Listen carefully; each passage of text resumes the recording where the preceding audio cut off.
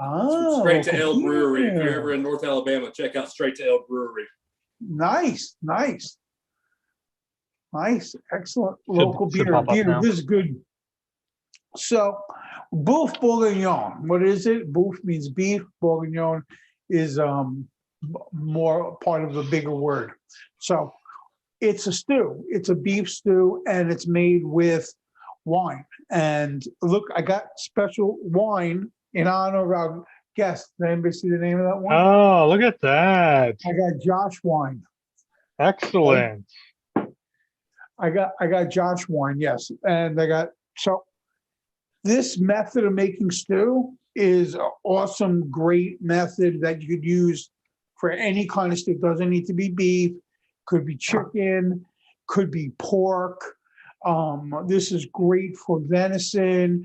You really want like a dense piece of meat. You don't want to use like fish. This wouldn't work because it's like a braise. So it would be better with something that's like a denser piece of meat. But the method, pay attention to the method because it's a really great, simple method. And I'm going to show you all how to make Boeuf Bourguignon, classic French stew, and then we'll make creme brulee. Okay, first, let's jump right into it. The Boeuf Bourguignon, a heavy pan of any kind.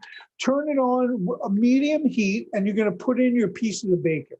And your bacon, just break it up into small pieces, like they call them lardons. Lardons. What's that mean? Small pieces of bacon. So going to get those into the pan. You don't need any kind of other fat, just the lardons of bacon. And it's going to take about 8 to 10 minutes to render the bacon. And what you're doing is you're going to render the fat out of the bacon. Then you're going to take the bacon out of the pan. And then we're going to put the beef into the pan in the bacon fat.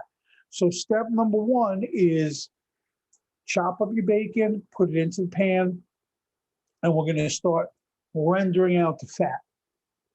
What's that mean?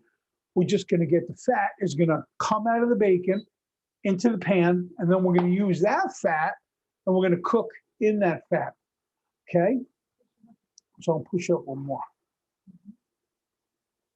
Now, it says use, I think it said applewood smoked bacon. That's nice. What does that mean, smoked bacon? Well, bacon is smoked, okay?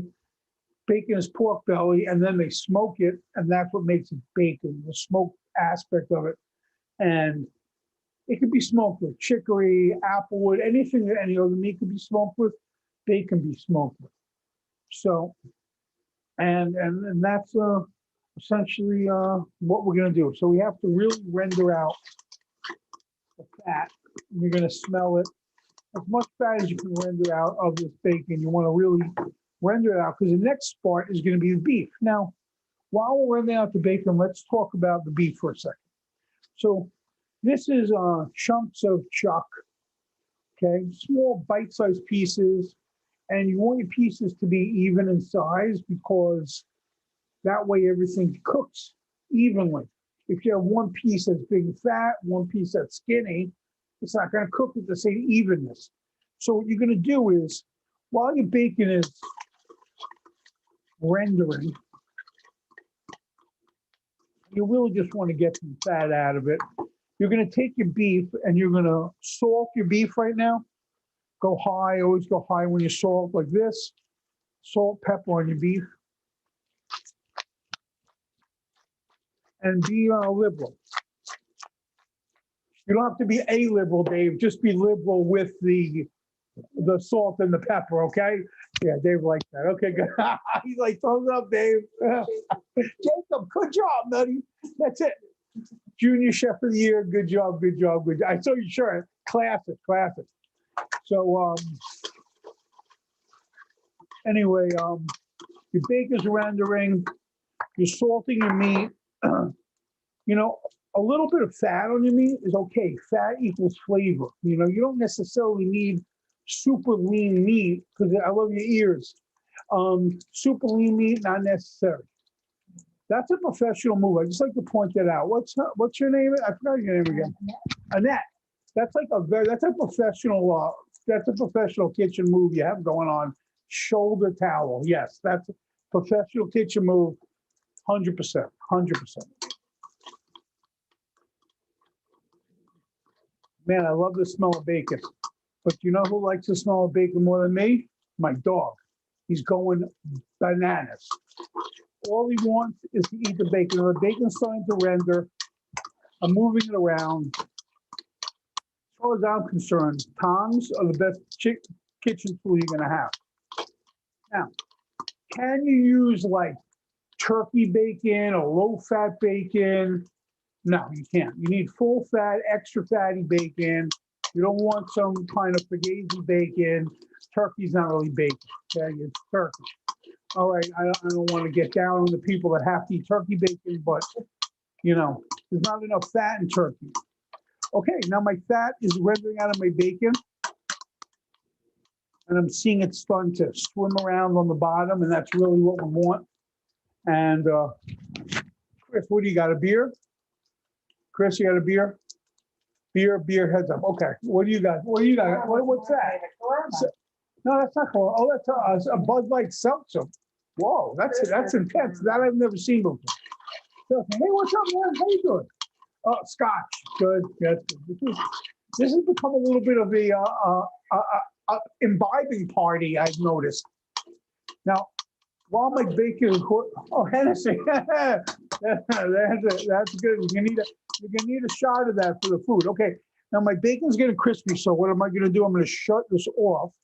So I'm in control of the flame. The flame is not in control of me.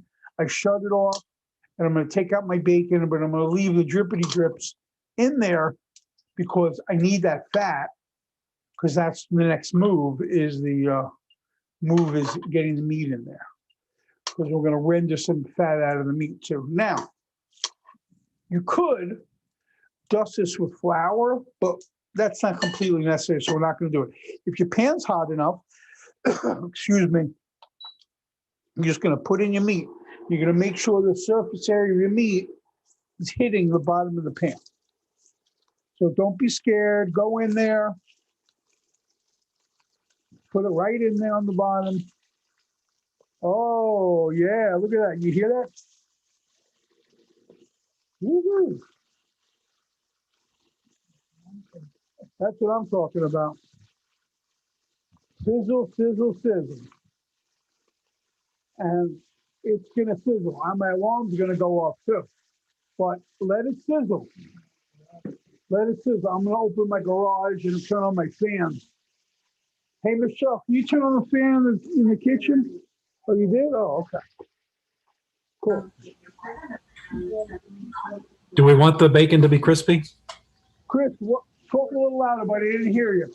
Do we want the bacon to be crispy before we take it out? It's going to be pretty crispy, but not burned. Just like a little crispy, because it's going back in there anyway, and it's not going to matter all that much. Okay, but you really want to get this one side of the meat brown, and look, this is what it's supposed to look like, if you can see. See how brown that is? That's what we want. We want it brown on both sides.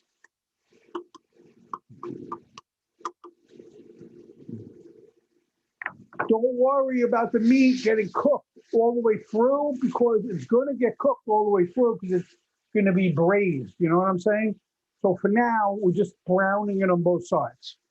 Give it a minute. No rush. No rush. Cheers.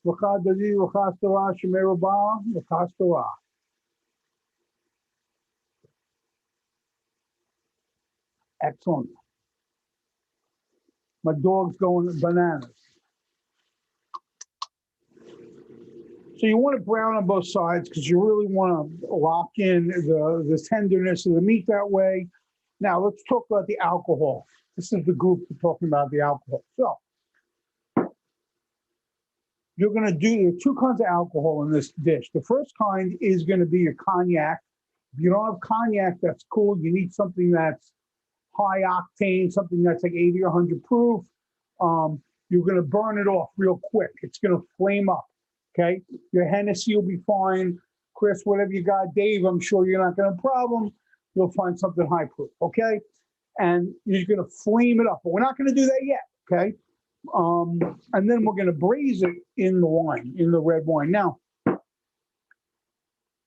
what do you make when you're drinking, when you're eating this? What do you drink with it? Well, here's a little chef trick, a little restaurant trick. Whatever you're using in the item, like I'm using wine, this is what I would serve with it. So if I'm using Pinot Noir, I would serve Pinot Noir with it. See how that works? And that's true because it will lend itself that way, like a pairing. For example, if you ever made like a beer a boil with like crab or anything, you boil it in the beer, but then you drink the beer along with it, and it really helps you match it up well. So with this dish, I would serve a cab, I'd serve a Pinot Noir, something like that. Okay. So anyway, I'm getting brown on all the sides here of my meat, and I'm letting my fat stay in the pan because that's what I'm looking for. So far we have some fat from the bacon and we have some fat from the beef. Just keep going. The beef is getting browned on each side, and I'm going to squeeze it. Look at that.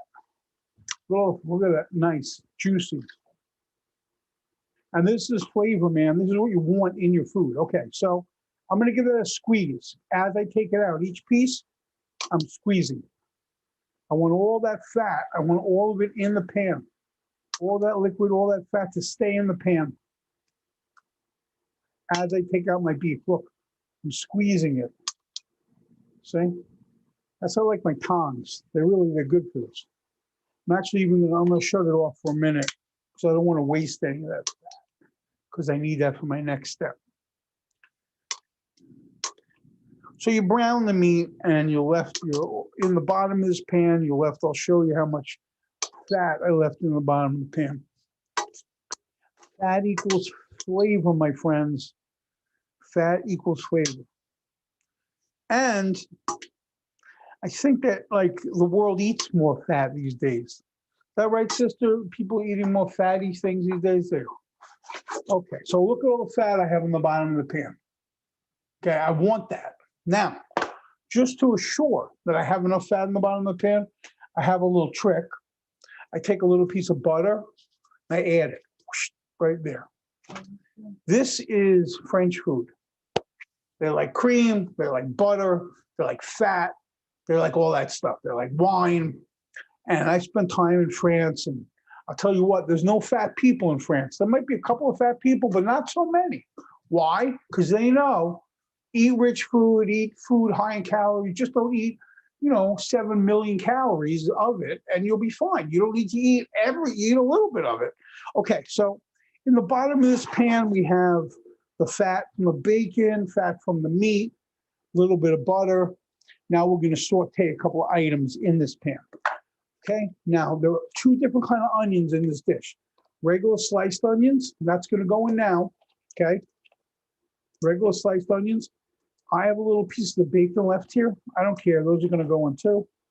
And carrots. Simple. Carrots and onions. Nothing crazy. See how simple that is? The dog is directly under my feet now. He's like, please, drop meat on the floor, please. Okay? These carrots and the onions, they have to get color on them. They're going to need to cook for about 8 or 10 minutes. Color on them. Now, while these are cooking, 8 or 10 minutes, I'm going to show you another little trick. I want you to take some water on your stove, and I want you to turn it up to a boil. Okay? Just a little pot of water. I'm going to show you a restaurant trick to deal with pearl onions. Yes, I know you have frozen ones in your list, but if you ever got fresh ones, this is what you're going to do. You're going to take this little onion, and it has a little tip on it, okay? All you're going to do is cut off the tip, just like that, a little bit. Doesn't matter. Just cut the tip off. For as many as you need, you just cut off that little tip, okay? And lay it, when in a restaurant, what I do is I throw a whole bag in the water. But in your case, if you buy fresh pearl onions from the supermarket, all you do is one piece is like go up in the air like a little hat. You leave that. And the bottom piece, you cut that off. Just cut the little zoopity-doop off. And that's all you do. And I'm going to show you the trick that you're going to love. Next time you get pearl onions that are fresh, they sell them in the supermarket. And they're I like pearl onions. There's a lot of flavor in pearl onions. They have a little pop when you eat them. They're interesting. My other onions and my carrots are in there cooking. They're gonna get a little brown. I'm just showing you this little trick with my pearl onions in the meanwhile. Make sure you get your money's worth. So we made an executive decision tonight.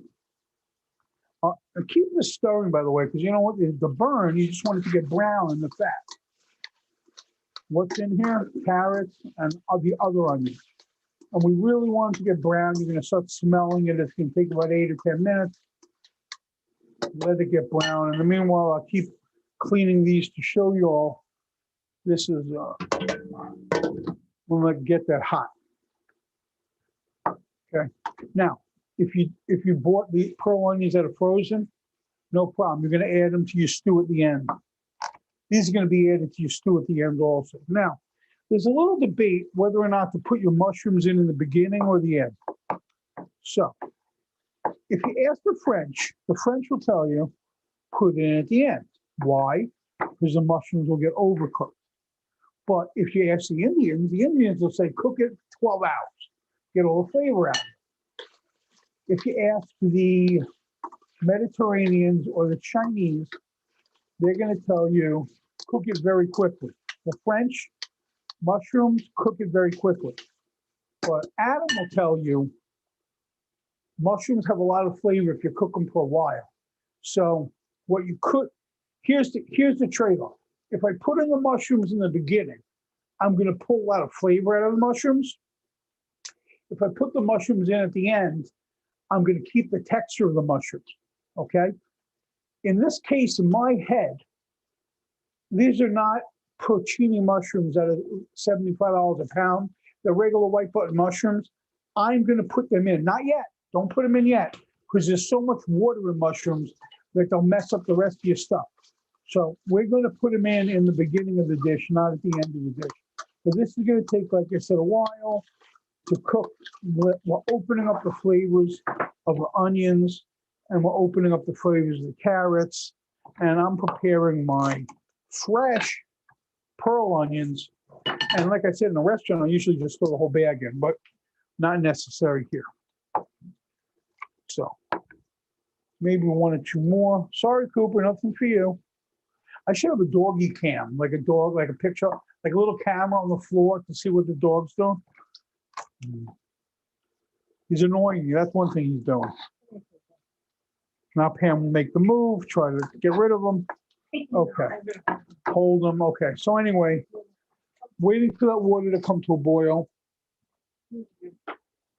As the water's come to a boil, that'll be for this. Next, my carrot.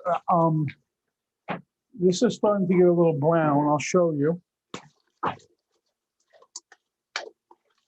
Okay, and what's happening now is on the bottom of the pan, you're building up something called a font. You see the brown on the bottom of the pan? The brown underneath the food? That's called a font. That's cool. We want that because that's a lot of flavor. And we're going to remove that in a minute with our alcohol. Oh, yeah, now we're getting intense. Now we're getting intense. Now, when you put alcohol into food, you got to burn it off, because if you don't burn it off, it gets bitter. Bitter like me. Okay, so in will go some garlic. I'm chopping up some garlic. The garlic's going to go in there. You don't want to put the garlic in the beginning because garlic burns. It's going toward the end of this process. A couple of cloves of garlic. Chopped up nicely. Throw it in there. It smells good. Now, in here right now is the onions, the white onion, the carrot. Water's boiling here to show you to open my pearl onions. Now, my garlic's in there. The minute you start smelling the garlic, it's time for the next move. What's the next move? The flare up. Okay, so you're gonna turn your pan on. Okay, and we're gonna put in a little. Okay, what our relatives' house? I don't have cognac. I do have whiskey, rum, tequila, Kahlua. Any of those work. Yes, my suggestion would be whiskey. Whiskey first. Whiskey, because you just want cup like a shot. That's all you want, okay? And it's going to burn off. The alcohol is going to burn off. So watch what's going to happen. It may flare up, it may not, but that's all I want is I just want a shot of whiskey. And do you hear it? Now, if I had an open flame, I would tip it forward and it would flare up. But in the meanwhile, the whiskey's burning off. I'm going to move it now, and I'm picking up some of the font from the bottom of the pan. Okay, because the whiskey burned it off a little bit, and I want that. I want that brown. I want the font in my food because it has a lot of flavor. My whiskey's burned off. I'm smelling it. I'll give it another minute or so. And in the pan, on top of that is going to go my, not drink it, Josh, on top of the food. On top of the food, Josh. Don't drink it. Okay. In goes my bacon and my beef. Spinning it around. Pam says it smells good. Pam doesn't lie. Spinning it around, getting it off the bottom, okay? And now it's getting easy from this point on. We're gonna put in some other stuff. Now, I decided I'm gonna put my mushrooms in now. I'm not gonna wait. All my mushrooms are gonna go in now. And if I'm putting my mushrooms in now, it's gonna take a minute or two to start rendering out the mushrooms. And you're going to see them turn from white to brown. Let them turn. Give it a minute or two. Whiskey's in there. Okay, now, as that's in there, I'm going to take my tomato paste. My tomato paste, you want it on the bottom also, spinning around. You want it to get cooked on the bottom of your pan. So your tomato paste is in there, getting cooked on the bottom. Your mushrooms, your garlic, your onions, your carrots, your beef, all of it, cooking down. I have a question. Whiskey, yeah, sure, go ahead. We have a lot of liquid on the bottom, so I don't think our cognac burned down. And also, should I go ahead and drain some of it off before I put the tomato paste on? Okay, when you say a lot of liquid, what do you mean by a lot? Hold it up, let me see. Here, hold up. Let me see what a lot of liquid looks like. Well, here, hold up. Let me Yeah, move Okay. you instead of the pan. Because I don't want to get, oh, good. Yeah, mix it around. Let it cook down for another 2-3 minutes, Dave, company. Let it Okay. cook down. Let it dissipate a little bit. Amanda, because the liquid has flavor, you know what I mean? Okay. So let it cook down for 2-3 minutes, then put in the other stuff. Okay? Now, mine is starting to stick to the bottom, and it's kind of dry. Perfect. Everything's cooked down. I can smell it. Now, on top of this is going to go my beef broth. There it goes. And my wine. And use it in proper ratio to what you have in your recipe. So, in my recipe, I have let me see here. 1 bottle of wine to 2 cups of beef broth. Yeah, you know what? You don't need to use a whole bottle of wine. You want to use 3/4 a cup, 3/4 of a bottle. That's fine. But the wine is imperative because that's what's going to make your sauce. So, and your beef broth. So now your thyme goes in here. Your thyme will go in here. And at this point, all your ingredients are in here except your flour and your additional butter, okay? Okay, and the pearl onion. So let me explain what's going to happen. You're going to bring this to a boil, okay? You're going to bring your stew to a boil now, okay? And it's going to cook. It's going to cook for about an hour or so. Your meat, you'll see, will be tender. At that point,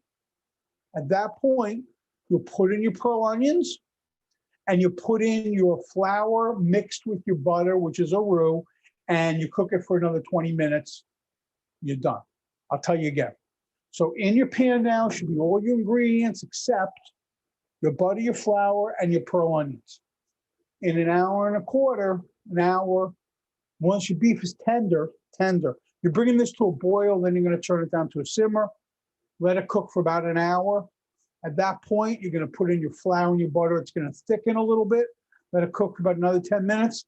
And that is gonna be that. Now you could throw in some herbs when it's over and you throw in your pearl onions.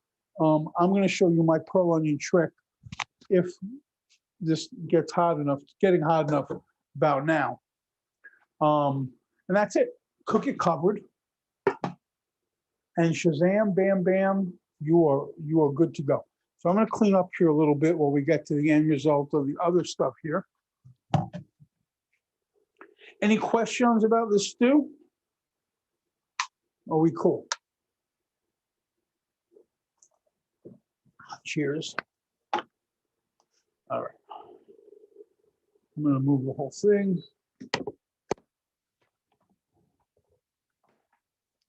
So I want to talk to you all about the summer a little bit. So we made a decision today that we are going to, this summer, I have a contract. I'm cooking 1,000 meals a day up in Maine. And I'm going to be doing that for the summer.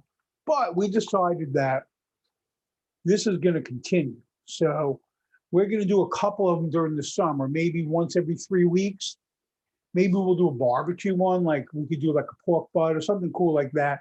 Yeah, I think that's going to be good. We'll do something like that a couple of times over the summer just to keep some continuity. And then come September, we'll go back to once a week again. But during the summer, I think we're going to do a couple of them during the summer. We have a couple left. What are the classes left? Oh, we have the stuffed toast coming up, French toast. That's gonna be good. And the short rib Oh, wonton. and then we have like the master short rib wonton and squash soup. That's also gonna be like an I actually advanced. think Dave is the one who picked that. Yeah, Dave, I think that was your pick. The short ribs and the was one, it, yeah, Right? that's gonna be 2 classes from now, and then that's gonna be. Then we're gonna take a couple of week break, and then we'll come back to you with some other cool classes. Okay. So let me just reiterate the stew before we move on to the creme brulee. So stew's gonna bring to a boil. Once it gets to a boil, we're gonna turn it down to a medium simmer. We're gonna cook for about an hour. In an hour, we're gonna take out the biggest piece of meat that's in the pot, and we're gonna eat it and see if it's really tender. If it is really tender at that point, we are going to put in our pearl onions, which are peeled, in there, and we're gonna put in our flour and butter to thicken up, called a roux, to thicken up our stew, okay? So that's one method. Now, there's another method in doing this, and I'll tell you what that method is. Sometimes people put flour on the meat, and then they put flour on the meat first, and then they brown the meat. Sometimes that works well because it thickens as it goes. The problem is you don't have a lot of control that way. You got more control if you do it at the end. Because if it's thick, you could add more roux or less roux, you know what I mean? But if you put it in the beginning, you don't have that same control. So that's why I like to do it towards the end. Okay, is my water boiling? Let's see here. Okay, almost. Okay, I'm gonna just clean up my little area here before I go into my creme brulee.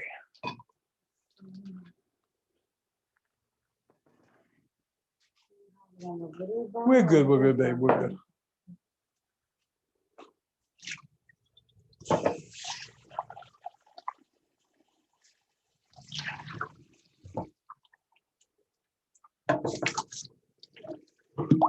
Get your areas cleaned up here.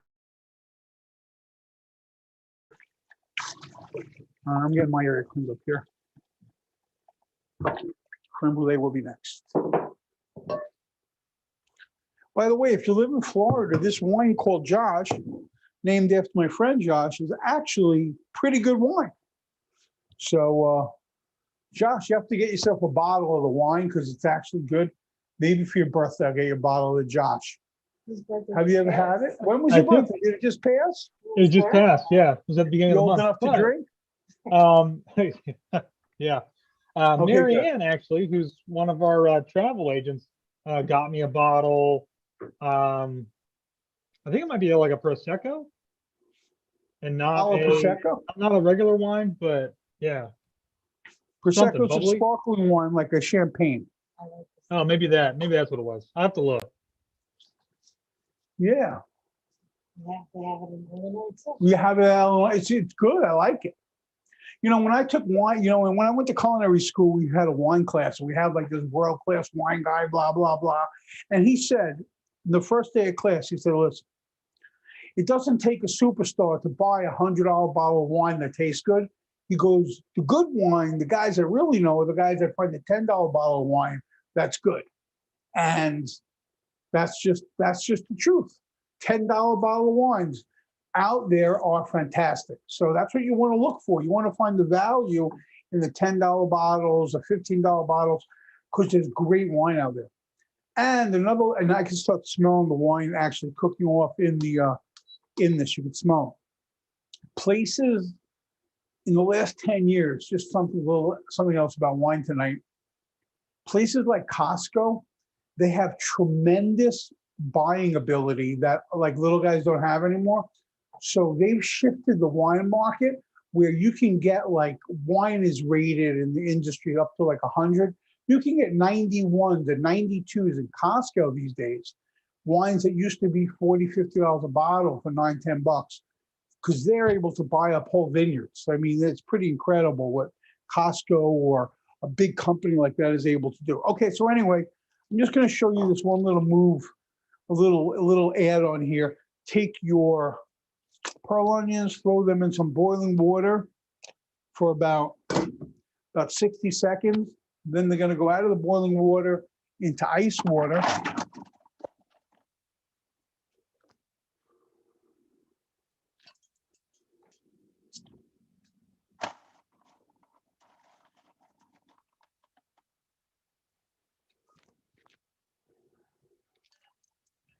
Okay, about 60 seconds. I can smell the wine cooking. This is a really rich dish. It's going to be great. It's fantastic with like mashed potatoes. You can make some mashed potatoes. If you want to bump up your mashed potatoes a little bit, throw in like 2 tablespoons of sour cream. If you really want to bump it up, throw in some brie cheese, camembert, be French, like this. And this smell of the alcohol cooking off, it smells really good. And it's going to be really rich. And it's beef bourguignon on a cold night. It works great. I've made this with rabbit. I've made it with venison, the same method. The fat in the pan, then the searing of the meat, then the aromatics in there. The method is the same. So, and the wine really, really adds so much. Okay, so these are, thanks. Those are cooking, and then we're going to get to that creme brulee in a minute. You suck any of creme brulee ingredients together, 2 cups of heavy cream, sugar for the top, a little salt, vanilla extract, egg yolks, white sugar. That's all it is, and the rest is just method. I'm going to show you how to do it. It is not hard to do. Just waiting for my...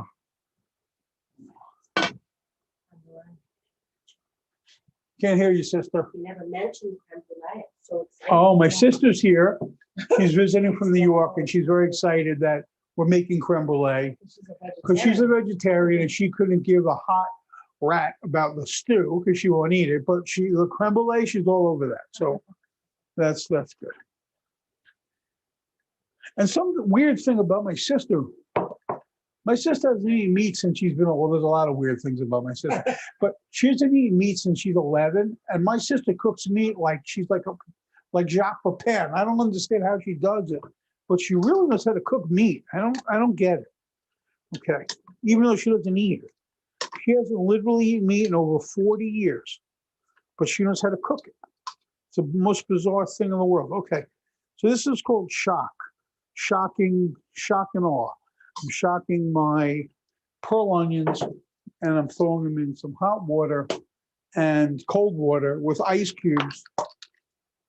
And has anybody ever watched Dr. Pimple Popper? There it is. Just like that. Dr. Pimple Popper. Pop. Pop goes the weasel, you see? That's all it is. You squeeze it and ew. If you squeeze it, pops right out. You see, that's the skin. See? That's it.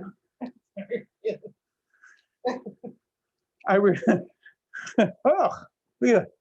This is truly, yeah. Eating this later. Yeah, Pam wants to say you're eating. It's like, okay, so it just pops. I could have cooked a little bit longer, but yeah, see, whoa, but it squeezes right out. It's really cool. Yes, they are hard to peel. They're hard to peel otherwise, but this is a 10. I should have cooked them a little bit longer, but they just squeeze right out. Oh, lost them.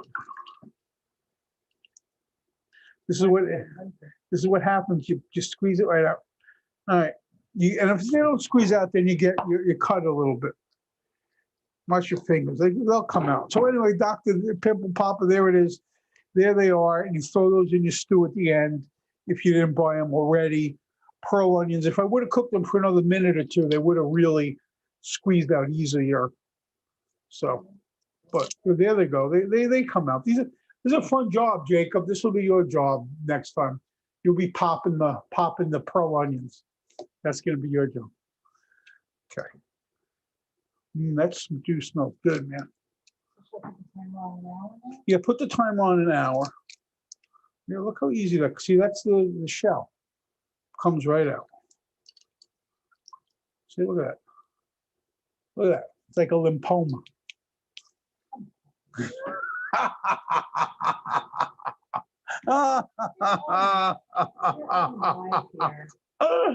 Oh yeah. Okay, here it is. Squeezing it out. Comes right out. The lipomas look like chicken breast. They do? Ugh. That's You haven't watched the show? disgusting to me. I don't watch the show. Oh yeah, they look like a chicken breast. Oh, is that right? Oh my God, that's totally disgusting. All right, I'm really have to apologize for bringing this up because honestly, I'm not going to make it through the whole show. Thanks for the visual. Thank you so much. I've never watched the show. I never planned to watch the show, and I now never plan to eat another chicken breast. So you spoiled it all for me. Okay. All right, good. So anyway, a chicken breast. Ugh.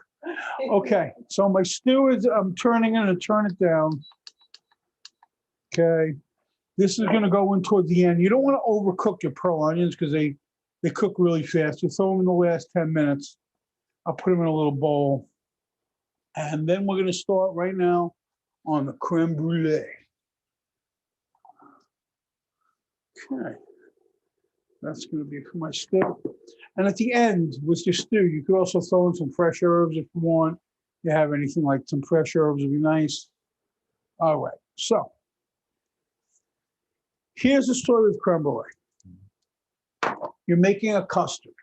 You're gonna make a custard. I'm gonna show you a simple way to make this custard.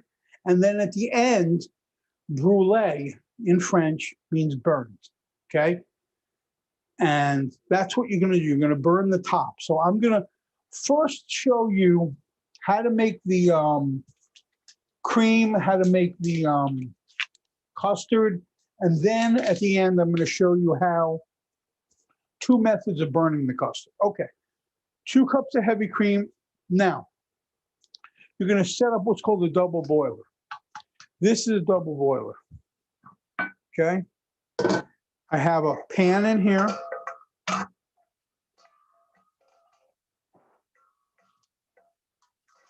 Regular, and I have water on the bottom. I'm going to turn the water up to high, and I'm going to float my ingredients right on top. So, I'll show you here. This is just a regular bowl, and in here is just water. Okay, halfway up with water. So the bowl floats right on top of the water. That's how you'd make a double boiler. Okay, so we're going to bring that water to a boil, and while the water is boiling, we're going to throw in our cream. Now, it's important that you use heavy cream, okay?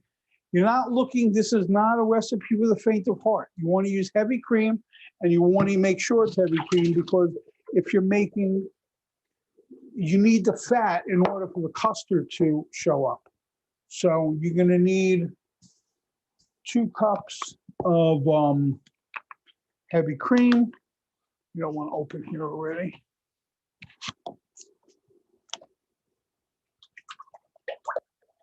Oh, we almost have 2 cups.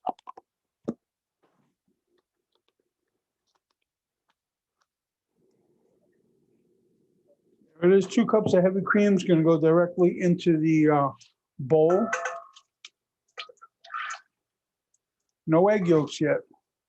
Okay, on top of that is going to go your 4 tablespoons of sugar. How many tablespoons of sugar are in a cup? Does anybody know? 16. So I'm going to use my cup to measure it. It's going to be a little less than 1/3 of a cup. That's going to go directly into my heavy cream. Okay.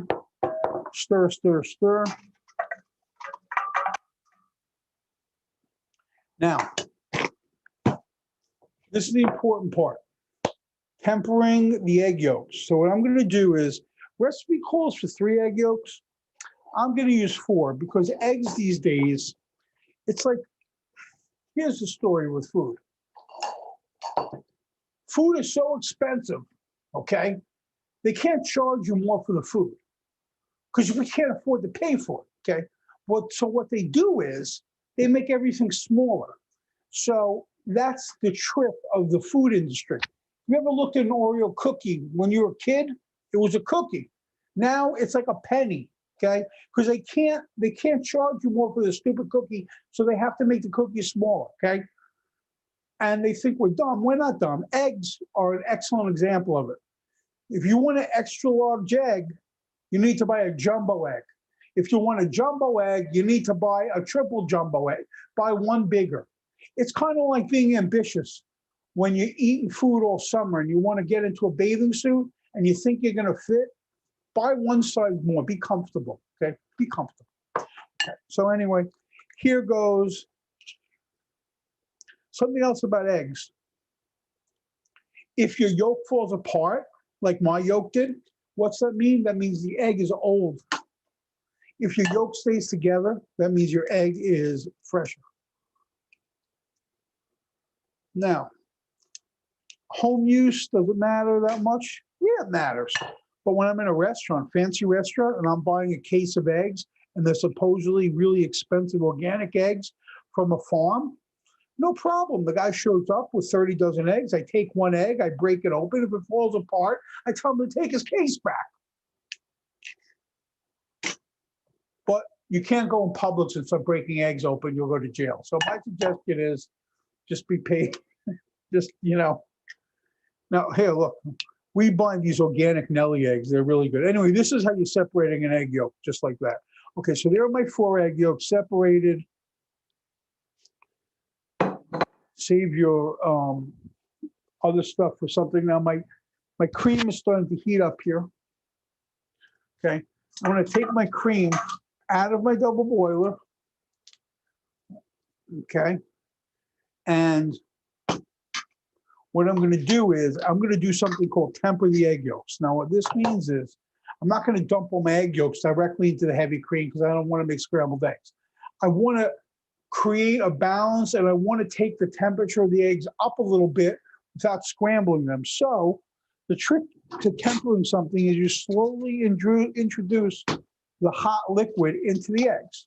So I'm going to put in a tablespoon of cream, and we're going to mix it up.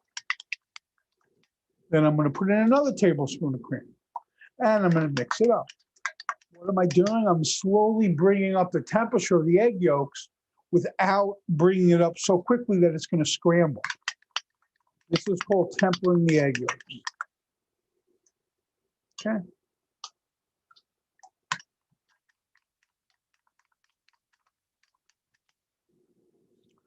Okay, now notice I have not put in my vanilla yet. Why is that? Does anybody know? Because if you put in the vanilla in the beginning, you kill the flavor of the vanilla. Always put vanilla in a recipe at the end, okay? The less heat you put on vanilla, the better it's going to taste. And, by the way, spend money and buy vanilla. Here, I'm going to show you what my sister made for me. It's a great idea and really easy to do. So she takes some absolute vodka, she puts it in a little vial, okay? You know the little vials, the one you keep in your back pocket and bring to work. Well, this is you save some here, okay? And you fill this up with vodka, and you take a vanilla bean and just put it in there, okay? That's it. It becomes, that's all it is. That's what vanilla extract is. But now you have like either the best vanilla vodka you've ever had or great vanilla extract. Either way, you dig? That's all it is. That's how you make vanilla extract. Yeah. Now my sister says 3 months. I could see that. Okay. So, and you save money and you get a great product. Okay, so now my egg yolks are a nice temperature. I'm putting in the rest of my cream and my sugar. Now my sugar's on the bottom, you see?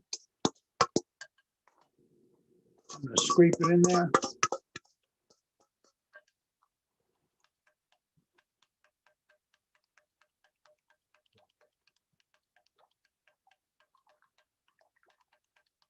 Now, okay, I want to see, there's a couple of methods here. Let's see what I told you guys to do. Blah, blah, boom, boom, boom, blah, blah, boom, okay.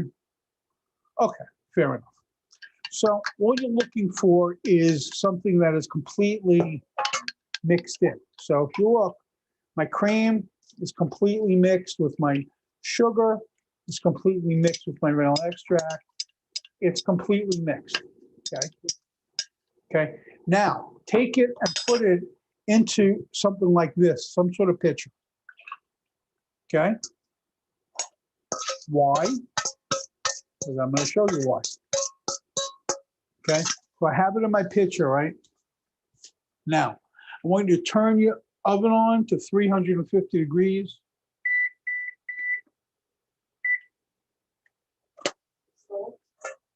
Yeah. Pinch of salt, I forgot about that. Pam's right. Just a little pinch of salt. Pinch of salt, it always, when you have something that's sweet, for some reason, salt offsets sugar really nicely. Okay. Oven 350 degrees. And you want ramekins. You want something that's safe for your oven. And you're going to lay them out in another water bath. I'm going to show you what I have here. So I have these ramekins, okay? And this is going to be my water bath. And I'm going to show you right now how simple it is. So hot water, you want to put it about a quarter of the way, maybe a quarter of the way up. Because remember, you're going to be displacing water when you're putting in the things, right? So, and you put them in. You know, you want to make sure when you do this, you want to look at it first, because sometimes when you do this, you put in too much water and it comes up and it incorporates into your custard, and that's a disaster. Also, it may start boiling. So you don't want it to, you only want to come like almost half, like a little bit less than half up the size of your custard containers. Everybody understand that? Not all the way up. You don't want it completely covered. Josh, do you have a bigger, Josh, is that what you see? Okay, so yes, okay. Do you have a bigger container to put as a water bath than that? Because that might boil yeah. over. Yeah, I can find something. Something a little bigger, yeah, so that way it doesn't boil up on it. Okay, now when you're putting in your liquid into your custard, you're not putting it all the way to the top. You're putting it about halfway up. Okay, because it's going to brulee a little bit. It's going to rise a little bit. And it's going to rise because of the eggs, not because of the rise of the resistance, but because of the eggs. See how I got my little reference in there for the parks?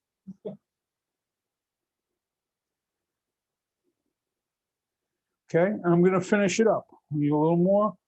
I probably could have squeezed one more out of this, but How much are you filling those up? you want to go like a little more than half. A little more than half. You know, not all the way to the top because you're going to rise a little bit. And no towel in the pan. Yeah, you could do that if you want to. It's not completely necessary. That's just a way to stabilize, Chris, these from moving around. So If you could stabilize them without the towel, you can. If not, not, okay? The vanilla's in there now. Yeah, all the ingredients are in this except for that little bit of sugar that you're gonna sprinkle on the top. Now, we're gonna wait, I'm gonna sacrifice one of these. I don't need, so I'll do something else. But, so, okay, so this is ready to go. The oven's at 350. Okay, and this is going to go into, I haven't yet. this is gonna go bake in your oven for about a half hour until this is going to be firm. You don't want it like a rock, okay? You're looking for it to be firm, but it can have a teeny tiny bit of jiggle because when you pull it out, it's gonna do something called carryover cook, meaning it doesn't magically just start cooking when you pull it out of the oven. It's still cooked for another couple of minutes. So the point is you pull it out with a little bit of jiggle in it, but it still be firm. This is how you learn, this is, it's okay, So that's gonna be it. There's a nice heavy pan. And this is gonna go right in the center of my oven. My oven's at 350 and it's gonna cook now until, like I just said, about 25 minutes or so, okay?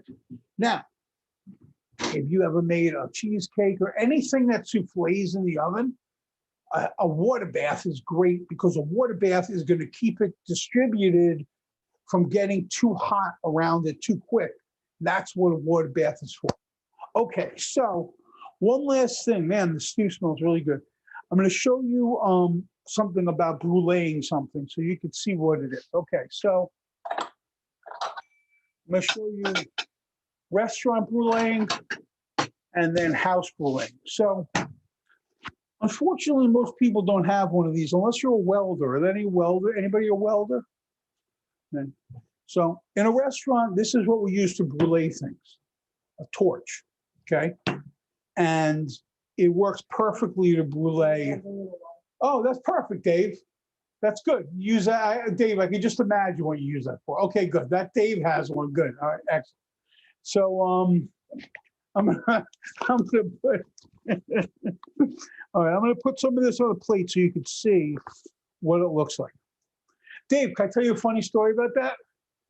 So my brother-in-law used to sell these. Okay. My brother-in-law, I love my brother-in-law, but he's very, very frugal. So he doesn't give me a lot of things. But he did give me one of these, a mini torch. Hold it up, Dave. Show everybody what it is. So a mini torch, the whole, oh, look, there's another mini torch. There, he gave me a mini torch. Okay, great. So I make my brulee at home, and he gives me a mini torch. I torch it. It works really good. I put it back in the drawer. I mind my own business. 10 minutes later, okay, my drawer is a roaring fire, okay? Because the stupid torches, they don't shut off properly. So the little flame still comes out of the end. So I don't know if my brother-in-law tried to burn my house down purposely. Probably not, because I would have to go live with him, and he definitely doesn't want that. But that's what happened. So my advice to you, Dave, is if you want to burn your house down, put it in the drawer. Maybe you do. If you don't want to burn your house down, yeah, exactly. Don't put it in. So anyway, here, watch. I'm going to brulee this plate. I'm going to brulee with sugar. And when you're doing this, you keep it moving. You don't stay in one spot. You keep it moving. You don't want any dark spots. And you're burning the sugar. What are you doing? You're oh, that's it. My torch is dead. Can you Oh, use maybe brown my sugar sister or did. just white sugar? That's just white sugar. Yeah, but can you use brown sugar? Can you use brown sugar? I don't know. We'll find out. Can we use brown sugar? Yeah, probably not. I wouldn't. I would just use white sugar. Yeah, you can use maybe raw sugar, but you want it to keep moving, okay? And you want to be careful because sugar, getting burned with sugar, is kind of like getting burned with napalm. Once you get the sugar on your hand, it doesn't go away. Like getting burned with sugar is way, way worse than getting burned with water or anything else. You don't want a sugar burn. So that's what, ow. Wow. That's what it's supposed to look like. You see the color? Okay, and you give it a minute or two. You don't want any dark spots. Like, I don't want to brag or anything, but even without the custard, that's like perfect. You know what I'm saying? So what can I tell you? Anyway, so what you're doing is you're taking the custards out of the oven in about 25 minutes, a half hour. You're putting them into your refrigerator for like 3 or 4 hours until they set, till they're ice cold. Then you take them out. You're sprinkling the top with sugar, like I just showed you, even coating of sugar. You take your torch and you keep it moving. It's going to turn this nice caramel color, okay? And then just leave it alone, and you just bruleed it, okay? Now, you don't have a torch at home, okay? Or your wife took your torch away because you weren't behaving properly. Then what do? Nah, she got her torch. You do it what's called, if you have a broiler, okay? Do you have an open flame in your oven? Old ovens, okay? My grandmother's time of the ovens, the gas ovens, they have a flame, open flame on the bottom. If you hold it up to that open flame, it will work. In a restaurant, they call that a salamander, which is an open brick, a broiler, like when they melt cheese, you've seen them. They're like big metal boxes on the top of the thing. But in your oven at home, you have an open flame on the bottom, hold it up to that, okay? If that doesn't work, turn your oven up to 500, put your sugar in it, put it in there till it melts. I don't know if that's a great idea. Bruleeing without a torch or an open flame is a very hard thing to do. Okay, the other thing you could do, one other thing you could do is you could churn the sugar into caramel on top of your oven, and then you could put it on top. You got to work fast because it will turn to like a crack, like this, like here. Can you hear this? It's like that's, you've had creme brulee in a restaurant, it has to crack with you. Like if you get a creme brulee and it doesn't crack with your spoon, they didn't do it properly. But in your house, if you make caramel on top of your stove and then you dump it on there, you only have a couple of seconds to do it right, okay? You know what? And how about this? You don't have to make it perfect. If you do that method, sprinkle it on top, let it set. Doesn't have to be fully covered, okay? But the torch is the best method. Dave, they sell these little torches. You can buy them because they're fun. You know, you have, company, those little torches, they're fun. Just don't put them in your drawers or the drawers of your house. Either way, a bad idea. Okay, so what I got to say is this was a really fun class. I had a really good time tonight. So I hope you did. I hope you learned some stuff. Thank you very much. Dave, what's your question? So when the beef. Talk to you speak. I can't hear you. Talk Sorry. Can you hear me now? Yeah, perfect. Yeah. All right. So when the beef stuff is done, like in 30 more minutes, you say to put the flour and butter and all that in to make the roux. How do we do that with the beef and everything in there? Okay, so you make your roux separately. So the way you make a roux is equal parts butter and flour. Okay, for this amount of equal parts butter and flour. So let's say you're putting in a half a cup of roux. So that would be a half a cup of butter melted into a half a cup of flour. You mix that together, okay? Then when you put in a roux into anything, whatever you're putting it into has to be boiling, okay? So you put in your roux slow and you keep stirring it up. You don't want to put in too much because you don't want to have to play that stupid game. I need more liquid, I need more roux. Put in a little bit at a time. Put in a tablespoon, you could always add more. Put in a tablespoon, stir it. If you see it getting thick, that's it. Somebody else? Cool, you cool? You get it? And then Good, throw thank in you. the onions and that's it, you're done. In the And summer, herbs, if you have some Oh. herbs. Where in Maine are you going to be working? Because we're in New Hampshire. Oh, is that right? Okay, cool. Harrison, Maine. It's a How far private from- facility. How I far don't from know. Portland is that, do you know? Hour and a half from Portland, Something like like that. an hour from Portland. Okay. North? We got a lot of people from Go Getaways up in that area. Okay. So Cool. we might have a get together, and if we do, you guys will come and hang out, and we'll drink a Awesome. beer. Yeah, so that's going to be sometime in the middle of the summer. If I live through it, if not, I might be just hanging at your house, and we'll cook. So, any other questions? We good? All right, well, I hope to see you next week to make some toast. Josh, you have any added insight or wisdom for us? No, but I will just add that next week is the Tonga toast from over at the Polynesian Resort. This is a extremely popular breakfast option I know a lot of people really love. And so I don't think I've ever actually had it. I know Taylor's had it plenty of times. She loves it. So I'm looking forward to making it next week and trying it for the first time. It'll be really good. So I hope Awesome. we'll see everybody there. Excellent. And nothing better than breakfast for dinner. So we're going to come up with some kind of cool, like milkshake kind of drink to drink with this too. So Well, yeah. stay tuned. We're going to work on it. Bailey's or something. Like some sort of Bailey's milkshake / something or another. We're going to work on it.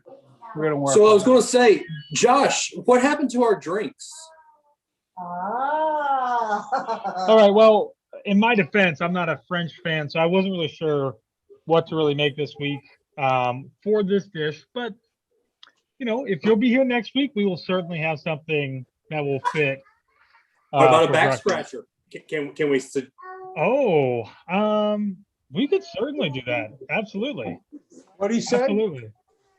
What was his idea? A back scratcher from over at the Polynesian. It's a special tiki drink that they make. They're very, very popular. We could certainly do that. Absolutely. That sounds cool. Considering Pam steals my back scratcher like twice a week. So that's Yeah. good. Okay. All right, folks, this was a fun class. Remember about your pudding in the oven, no more than 25 minutes. Remember about your stew, and peace out. And thanks for cooking along. And we'll see you next week. All right. Thanks, guys. Good night. Thanks. Bye, everybody. Good night.